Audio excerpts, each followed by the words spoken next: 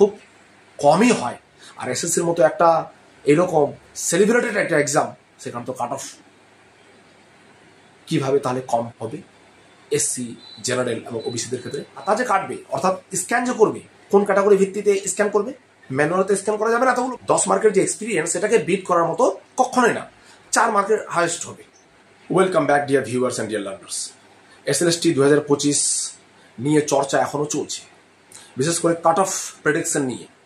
আমি আমার পূর্বের ভিডিওতে বলেছিলাম, মানে আমার পূর্বের ভিডিওটা র ছিল একদম, মানে exclusive only on the base of the written exam. এবার রিটেন এক্সাম 60 মার্কের ছিল। তোমরা রিটেন এক্সাম 60 মার্কের মধ্যে আমি একটা কাট অফ নির্ধারণ করেছিলাম। এবার যখন মানে ন্যারোলি যদি রিটেন এক্সাম ধরা হয়, তাহলে ব্রডলি ধরা হবে একাডেমিক প্লাস এক্সপিরিয়েন্স সমেত, যেহেতু ইন সার্ভিস টিচাররাও কম্পিটিশনে আছে এবং তাদেরকে দেওয়ার জন্যই এক্সপিরিয়েন্সটাকে অ্যাড করা হচ্ছে আগে থেকে। এবার এক্সপিরিয়েন্সের 10 মার্ক কিন্তু অনেক বেশি বড় ফ্যাক্টর হচ্ছে তাদের ক্ষেত্রে, এবং তারা মোটামুটি বোনাস পেয়ে তারা ইন্টারভিউর জন্য ডাক পাচ্ছে। যদিও তাদের কাট অফ, যদি রিটেন কাট অফ তাদের 45ও হয় বা 43ও হয়, তবু ইরেসপেক্টিভ অফ অল ক্যাটাগরিজ আমি বলছি। এবার তাহলে ফ্রেশাররা কত নিয়ে আসতে হবে? তো ফ্রেশারদের ব্যাপারটা এটা আপেক্ষিক পুরোপুরি। এখানে দুটো নিয়ম প্রযোজ্য হবে, দুই দিক দিয়ে হিসাবটা অ্যাপ্লিকেবল হবে। একটা ইন সার্ভিস টিচারদের 80 মার্কের কাট অফ, একটা ফ্রেশারদের 70 মার্কের কাট অফ। দুটো দিক দিয়ে কিন্তু হিসাবটা হবে, যেহেতু গতবারের তুলনায় ভ্যাকান্সি ডবল হয়ে গেছে।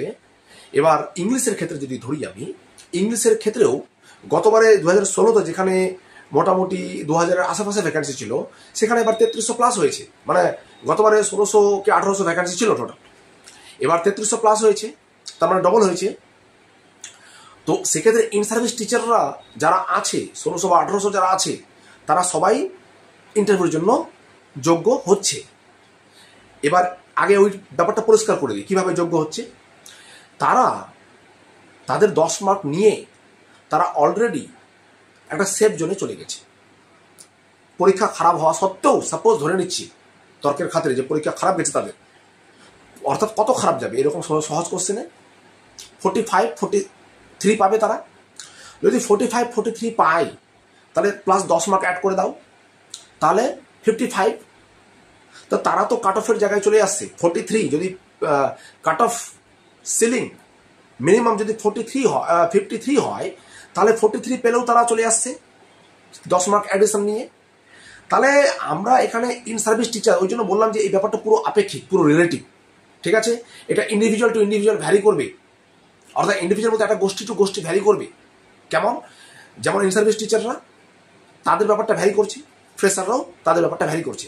এবার ইন সার্ভিস আর ফ্রেশারদের মধ্যে একটু পার্থক্য থাকবে, যেটা হচ্ছে ইন সার্ভিসরা যেখানে 2016-র আগে গ্র্যাজুয়েশন MA পাস, তখনকার সময় মার্কস ক্যারি করতে অসুবিধা হতো, তারা হয়তো MA-তে বা গ্র্যাজুয়েশনে ফার্স্ট ক্লাস পায়নি, তো সেক্ষেত্রে তারা একাডেমিকে পিছিয়ে থাকবে।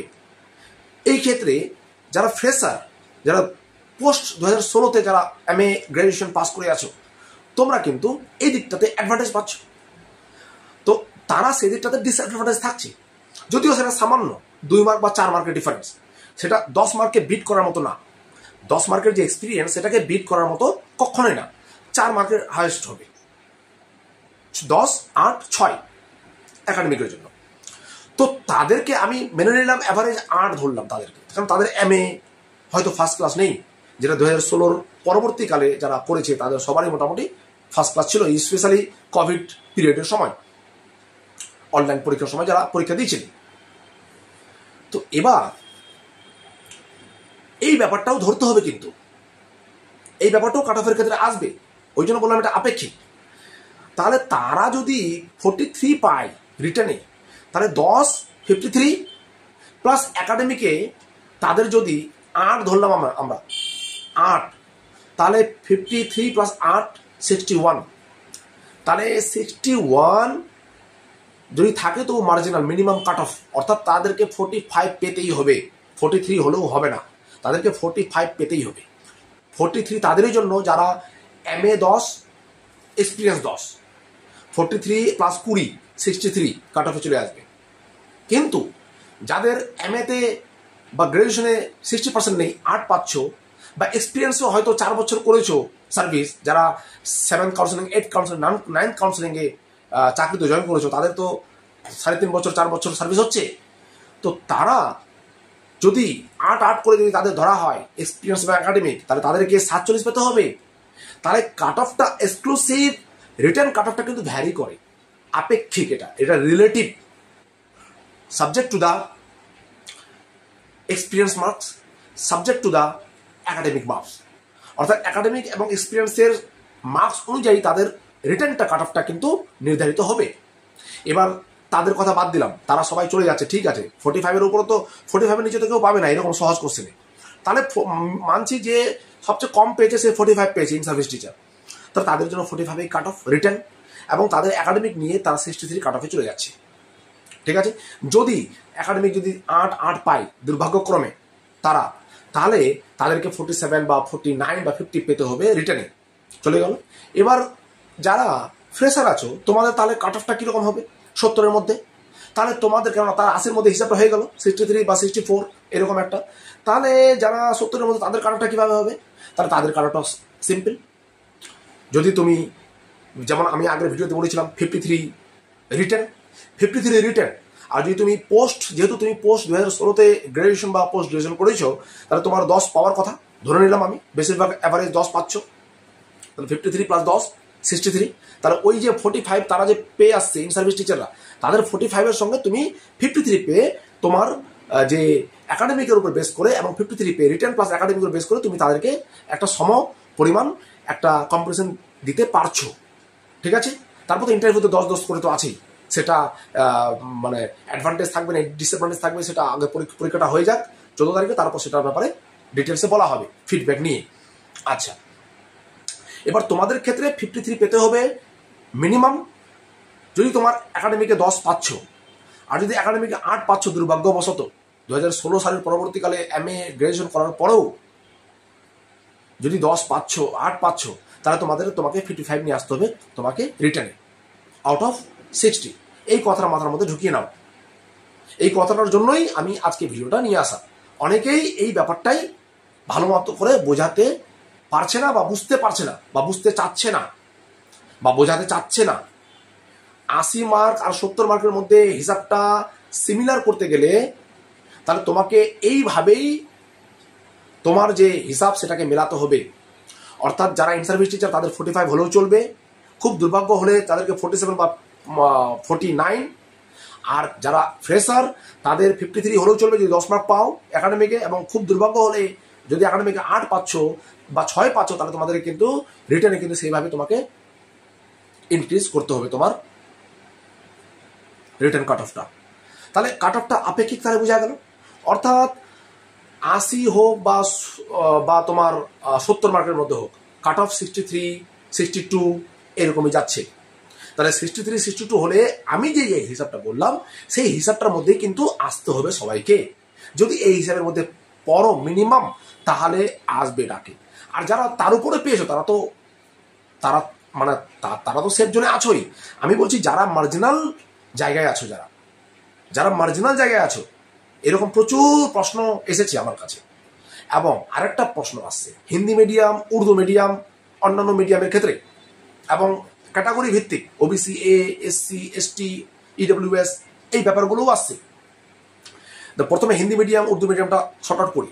Hindi medium Urdu medium vacancy অনুযায়ী সেটা কাট অফ কমবে সেই তুলনায়। Hindi medium Urdu medium vacancy অনুযায়ী কাট অফ কমবে। তোমার ক্যাটাগরি ভিত্তিক ক্ষেত্রে সেটা কাট অফ হয়তো একই থাকবে, কিন্তু ইন জেনারেল যেগুলো হিন্দি মিডিয়াম উর্দু মিডিয়াম তার কিন্তু কাট অফ কমবে, 1-2 মার্ক হাইয়েস্ট হবে কাট অফ কমার সম্ভাবনা। এবং যারা ফিমেল আছো তাদের 1-2 মার্ক কাট অফ কমবে, কারণ তারা ফিমেল যে স্পেশালিটি পাচ্ছ যেটা, ঠিক আছে, সেটার জন্য তোমরা পাচ্ছ 1 মার্ক 2 মার্ক কম কাট অফ তোমরা ধরে রাখবে।